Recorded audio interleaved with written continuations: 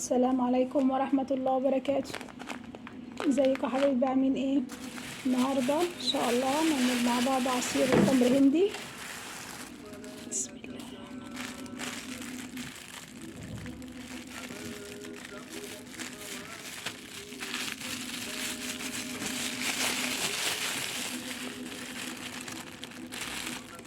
عندنا المكونات بتاعتنا،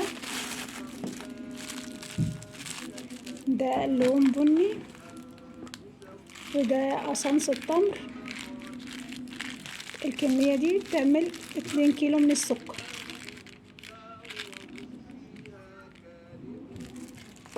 وعندنا السكر.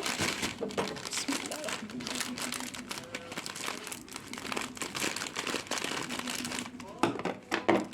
نعمل بقى كمية على حسب احتياجنا. لو احنا عايزين نعمل 2 كيلو من السكر، للعطار ادينا خلطة التمر هندي تعمل لنا 2 كيلو من السكر. هو بيوزنه كده بالوزن. الكمية اللي انا جبتها دي ب40 جنيه.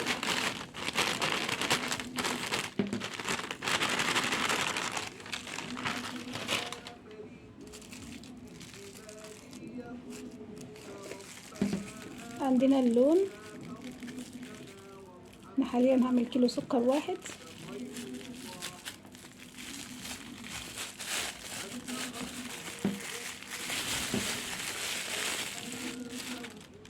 اخد بقى معايا نص المقدار. بسم الله. ده اللون.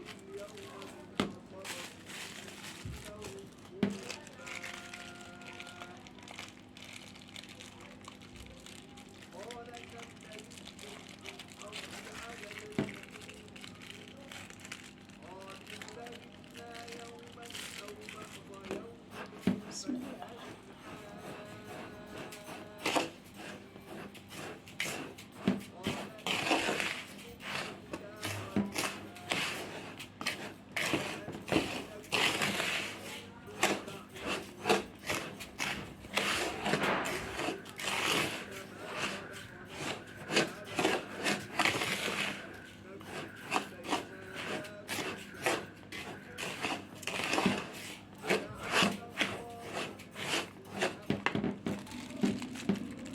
عندنا بقى القصنص، ناخد برضو نص الكمية.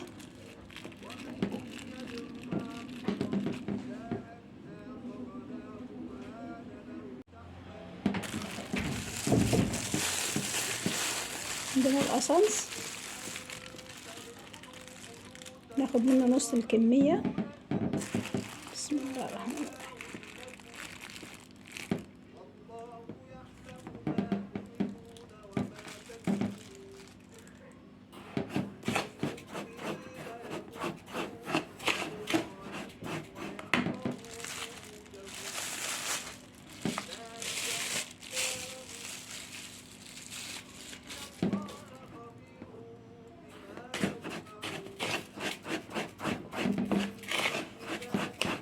ريحته حلوة جدا.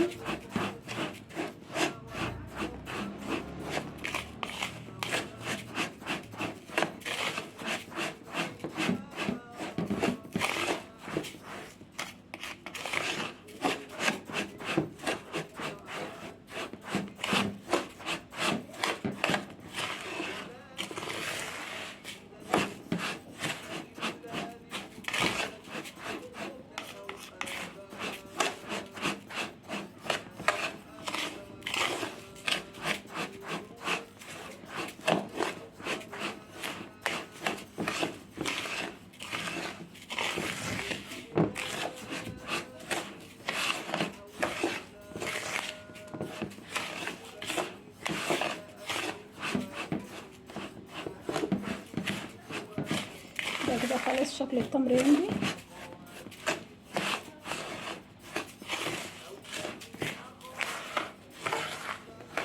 نجيب كوباية كده بقى ونجرب.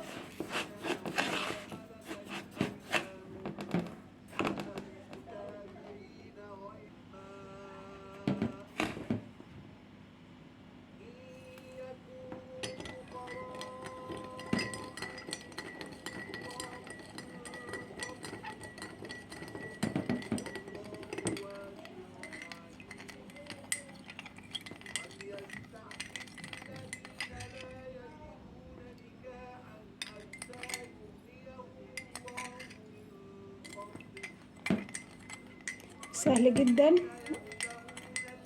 هنعمله في البيت بقى يوفر علينا كتير. جبنا حبينا لو بنعمله كتير يعني نقدر نعمل كيلو 2 كيلو من السكر، لو ما بنستخدموش كتير نعمل كيلو واحد. نجيب الخلطة معانا القصنص واللون على قد كيلو سكر، يعني على قد ما نحتاجها نعمل. نطلب من العطار وهو هيدينا الكمية على قد الحاجة اللي احنا هنعملها بالظبط، على قد السكر، بحيث ان احنا ما نجيبوش وما نستخدموش يعني لان هو غالي. حلو جدا.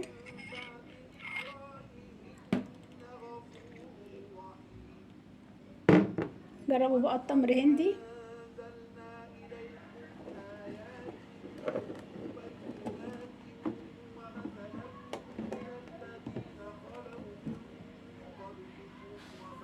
جربوا بقى يعجبكم جدا، وما تنسوناش بقى في اللايك والاشتراك في القناة. كل سنة وانتم طيبين ورمضان سعيد عليكم جميعا ان شاء الله.